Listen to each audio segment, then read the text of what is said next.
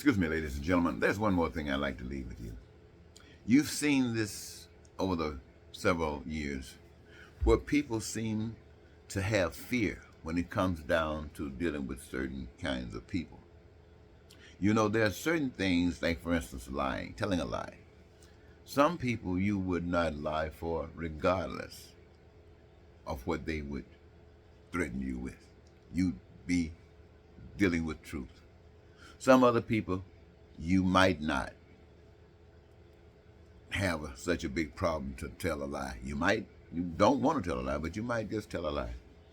Then there are some people that you will lie for, and trying to find an excuse to tell the truth is hard. That's because of fear. That's something that's generated innately, and I call it evil. When you run into something like evil, and perhaps you got a lot of evil in you, it makes you want to bend. You want to bend, especially if it's well-known, powerful evil. You want to just humble yourself. And the only way you can not have that fear, if you're a different kind of person, you are nice, wonderful, kind, loving person. You don't bend because that fear, you have no problem with fear and what. But an evil person run across somebody that's much more evil, they will yield. It's like the movie you saw called The Stand. And in that picture, The Stand, you would see that there's a man. Every time I think about The Stand, I see this guy, this character. I think he reminds me of Donald Trump, or Donald Trump reminds me of him. And people were just fearful about him. When they get around him, they feared him, like they do Trump. Why? Because he's evil. He is evil. And they will submit to evil. So even though they know that they are destroying a country, some people might put it what? Fascism? Well, if it's fascism, you don't expect them to tell the truth. Here's one thing you have to remember, ladies and gentlemen. I might not have explained it too good to you this moment. I'm just like this. But evil will do anything to destroy. There's no limit to what evil won't do. When you find people who are good, kind people, they got limitations. They won't do this. They won't do that.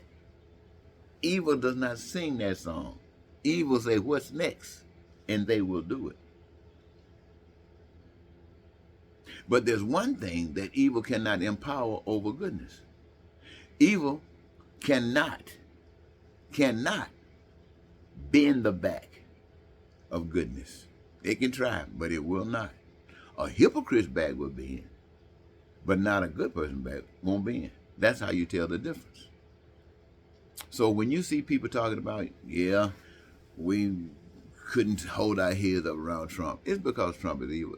I don't know how, when he was running for president, every candidate that was a Republican running against him said he was a devil in real terms. He was a devil.